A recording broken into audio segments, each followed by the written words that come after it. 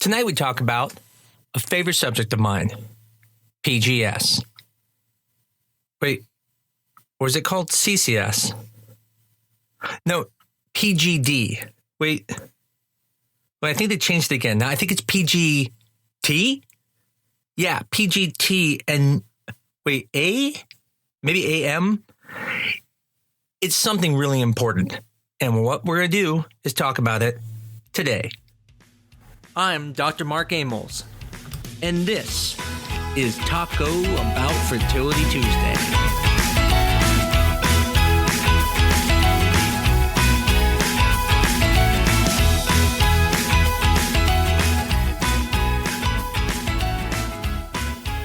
PGS.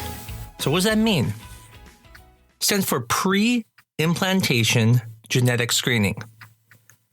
What does that mean? Well, essentially it's saying before you even put the embryo back, we test it. And we test it to find out if there is anything wrong with the chromosomes. Now, yes, this has been called other names, and we're going to go into a little bit of the history of why. But I think the first question to ask is, why is it important? And this is where a lot of the controversy has come from. See, when PGS first started a long time ago, the thought was that all IVF cycles not working were most likely due to abnormal embryos.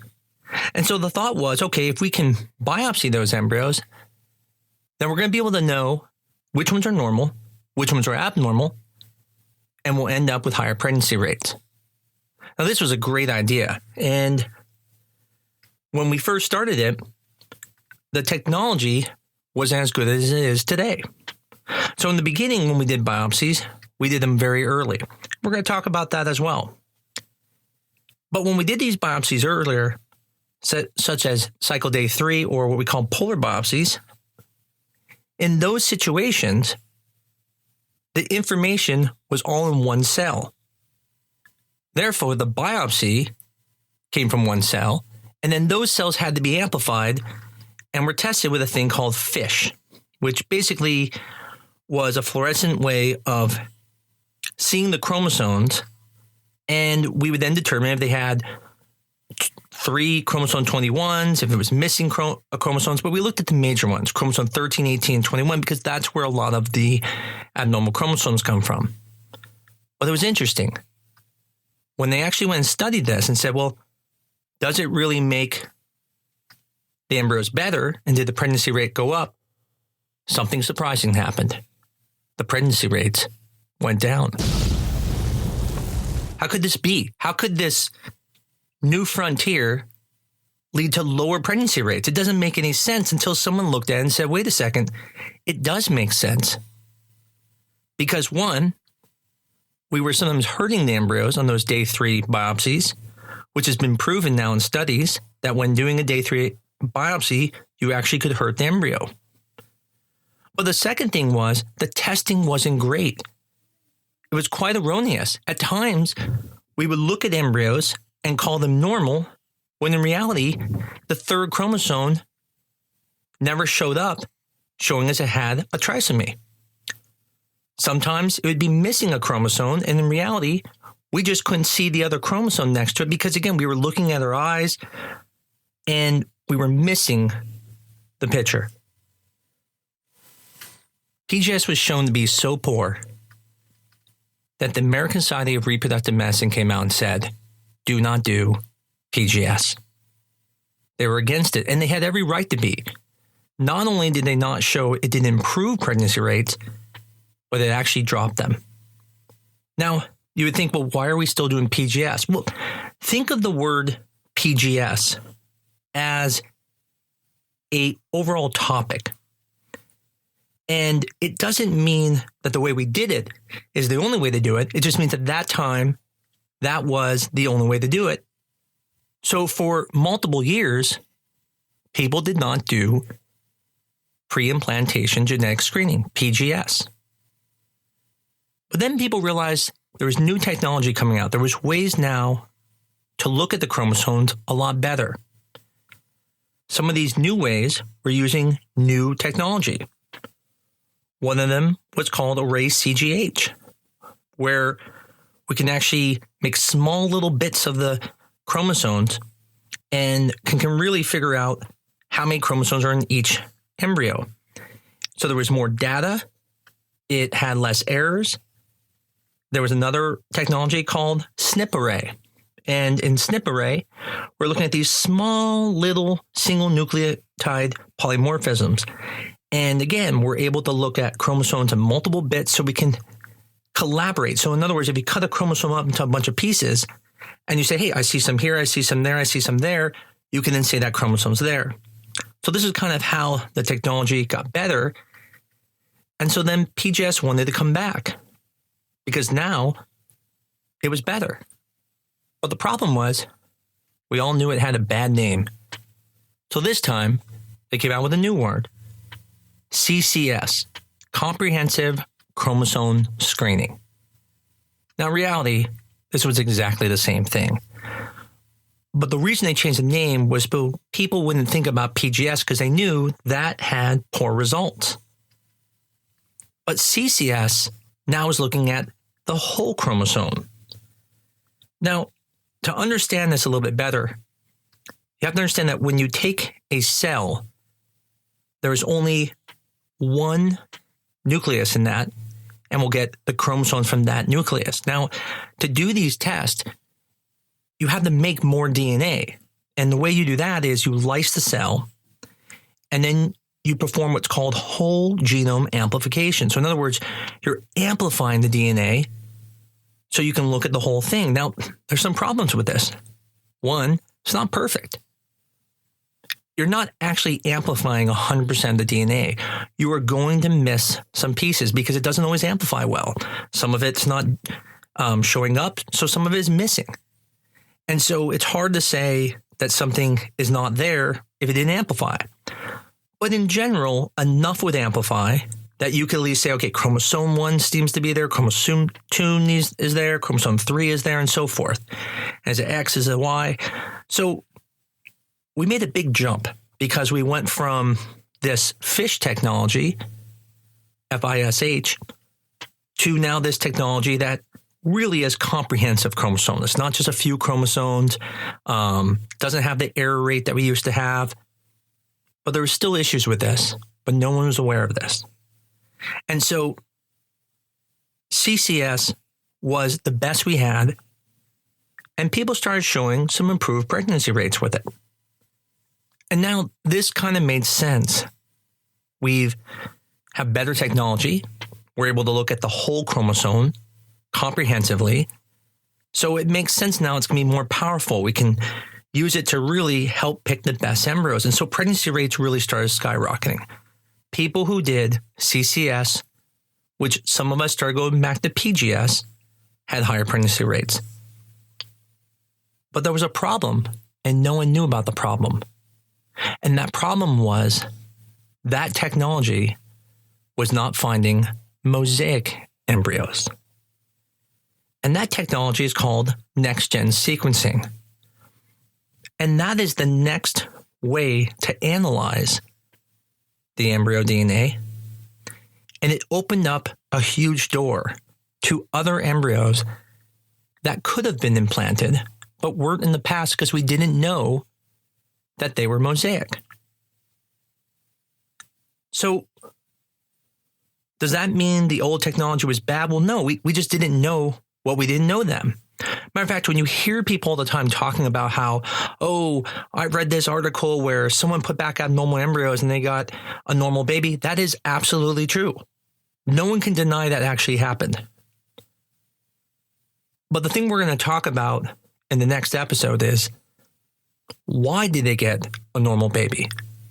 Is it because all PGS, CCS, PGD, PGTA is all bad? No. Matter of fact, it's not. You're looking at old cases, old technology, and you cannot use that old technology to say what today's is. And that's what we're going to be focusing a lot on is, what are we doing today versus what we did in the past? But to understand what we're doing today, you have to have a better understanding of pre-implantation genetic screening. Another important point is when was the biopsy performed? A day 3 biopsy is known to hurt the embryo versus a day 5 embryo biopsy has less harm to the embryo.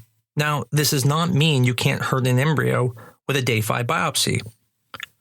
But let's think about this. On day 3, there are approximately 8 cells plus or minus 2. If you remove 1 cell, you've removed 1/8 of the embryo. And there's a lot of issues with day 3 biopsies that we're going to get into later. But when you take 4 to 5 cells from a day 5 embryo, you're talking about an embryo that has 100 cells or more.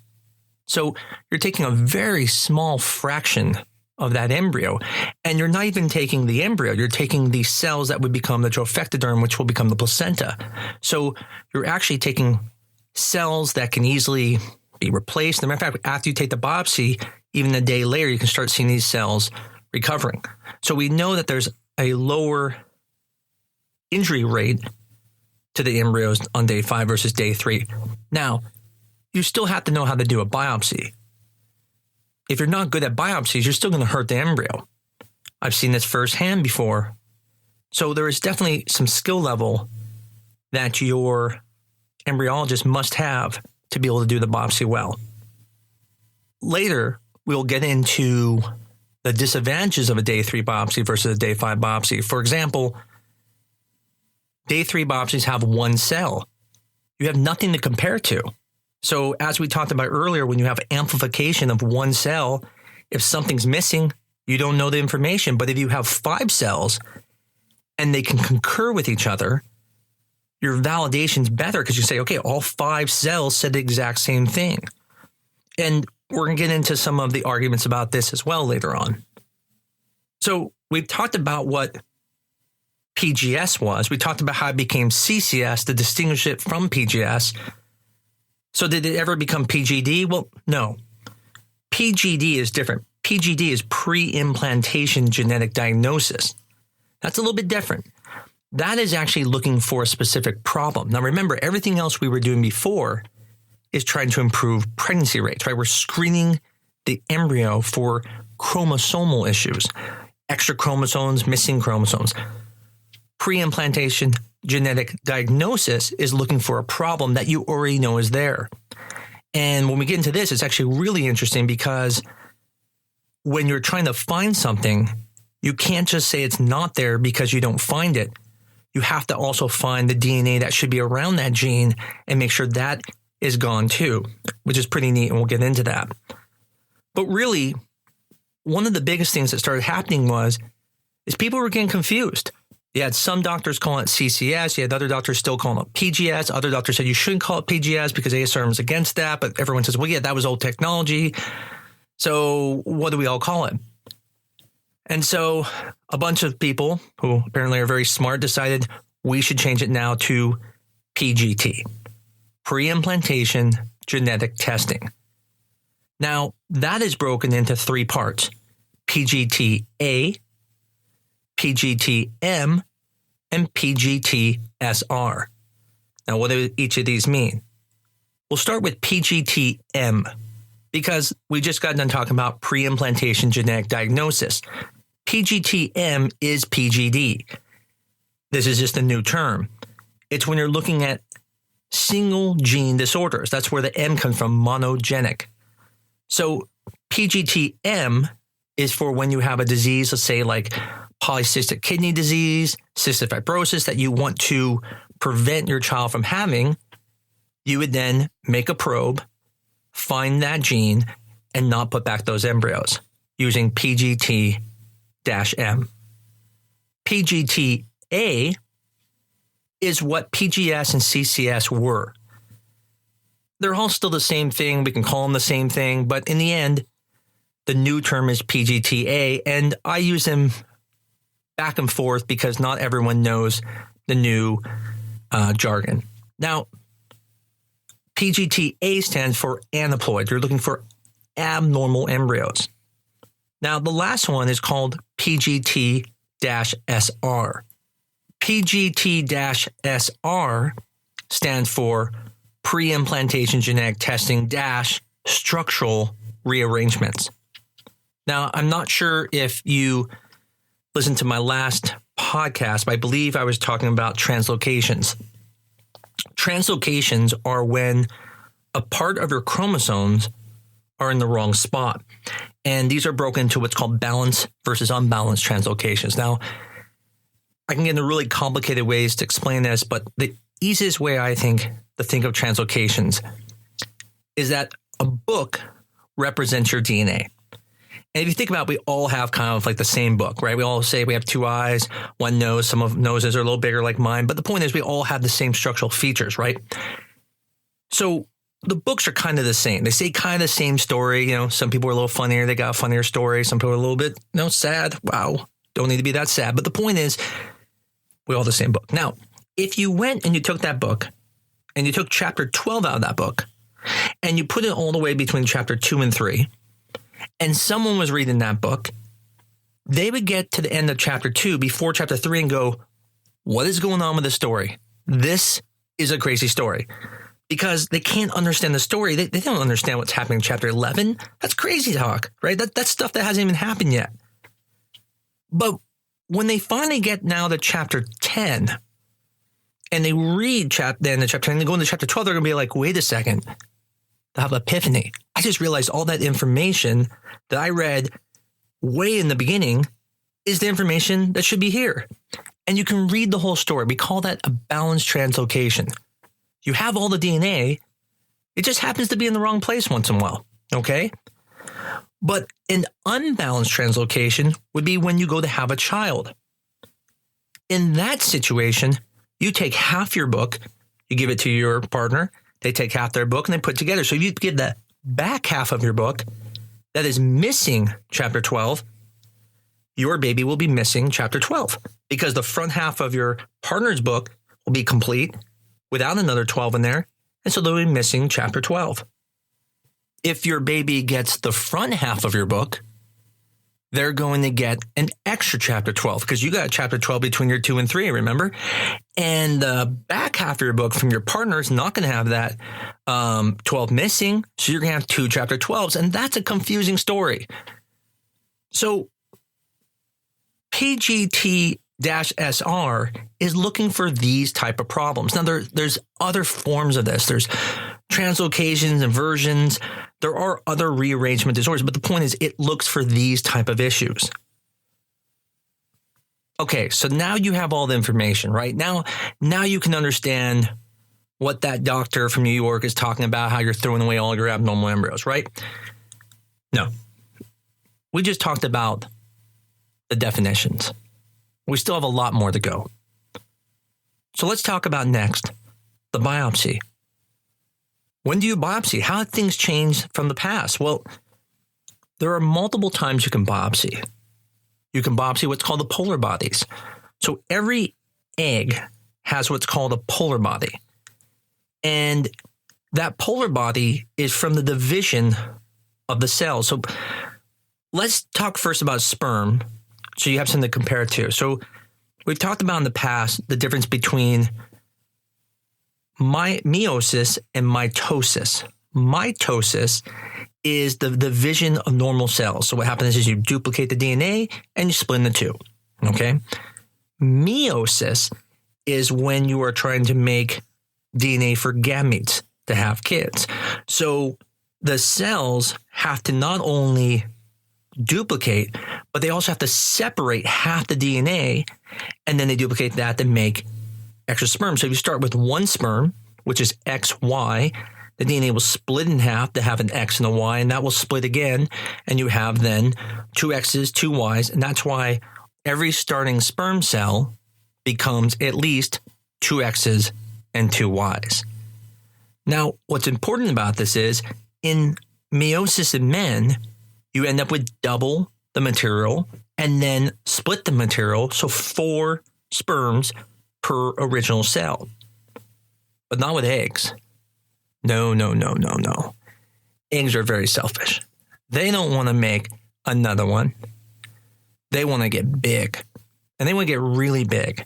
And so that first division not only separates the DNA like we talked about, just like in men, but now instead of dividing equally the cytoplasm and all the organelles, instead it makes this really tiny, tiny cell, and all that in it is half the DNA.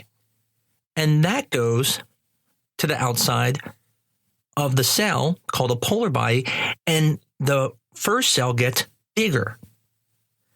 Now, that is what we call meiosis 1.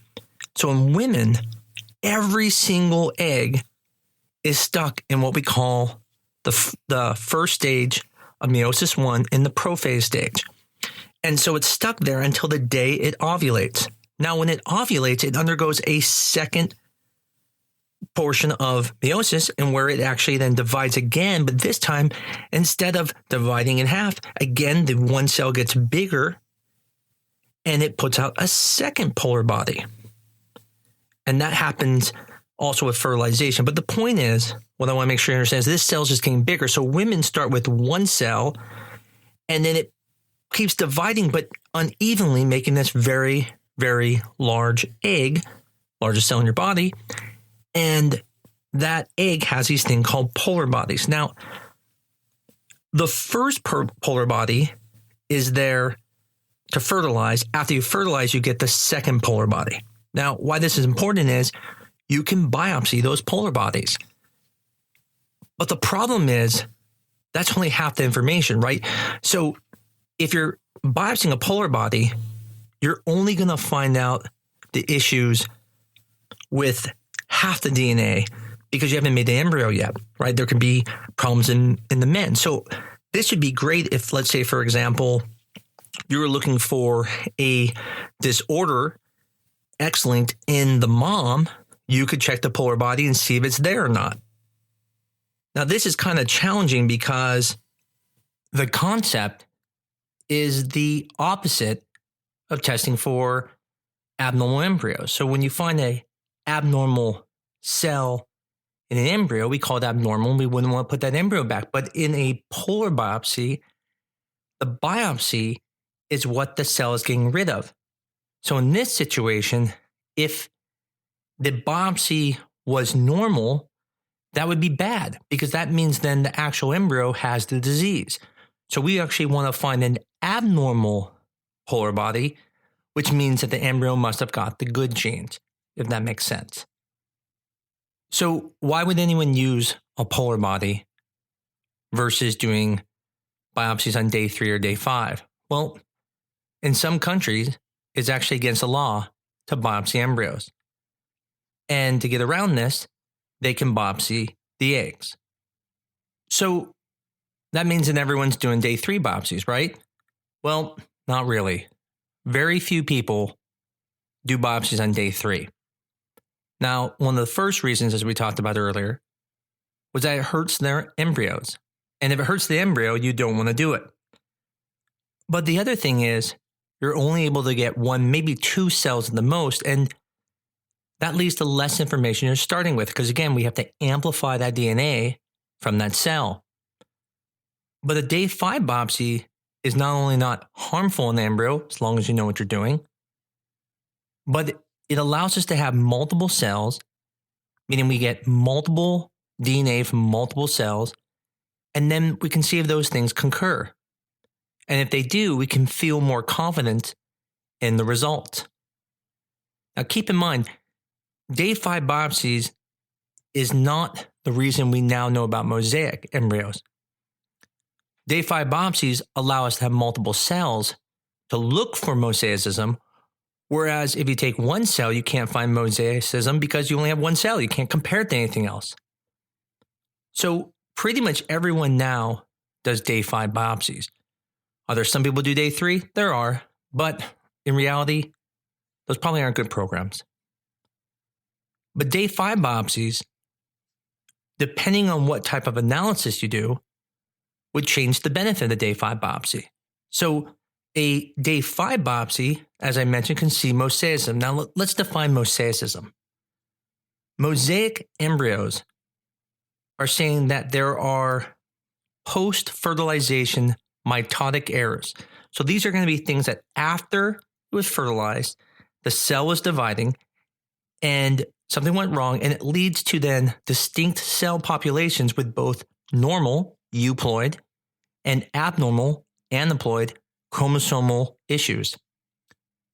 Now, again, if you were only looking at a single cell, it's going to be hard to know if there's multiple cell lines there because you only have one cell. Of course, they're all going to be the same. It's the same cell divided over and over and over and amplified. But on the day 5 biopsy, now we have 4, 5, 8 cells. And now we can look at the DNA of all of those and we can see if they're saying the same thing. So in reality, a biopsy isn't just about normal and abnormal, but it's really normal, abnormal, and mosaic. But keep in mind, you can't just have a day 5 biopsy to be able to find mosaic embryos. You have to also have an analysis method that allows to see the mosaicism. So, for example, doing a day 5 biopsy with fish would be using a newer technique for biopsy, but an old technology for analysis. And you would end up with probably poor pregnancy rates because, again, we've shown fish is not as good. Now, if you're using CGH or SNP array or another one called quantitative PCR, then you may find abnormal and normal embryos, but you're actually not going to find mosaicism because those tests don't look for that. But next-gen sequencing does.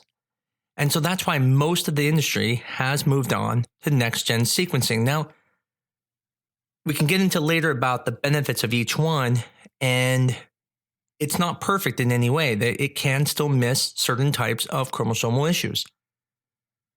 But it's allowed us now to know that it's no longer just normal or abnormal. With CGH and SNP and qPCR, you're going to have normal and abnormal, which means that mosaic embryos were diagnosed as normal and transferred, or as abnormal and not transferred. But in reality, they weren't just normal and abnormal. There was mosaic and we didn't know it. These are the embryos that people talk about that they put back, they're abnormal, and bring on live births. So where did this even come from? Why did someone start thinking about mosaic embryos? Well, we know that 1% to 2% of all placentas biopsied with a process called chorionic villus sampling has shown mosaic cell lines. So this is very common. And that is the reason why sometimes amniocentesis is preferred over CVS, which is the chorionic villus sampling, because it doesn't have the issue with mosaicism. So today, with the current technology, we use day 5 biopsy. We use usually laser to help with the biopsy. We use next-gen sequencing. And most clinics now will transfer normals and mosaics, but do not transfer abnormals.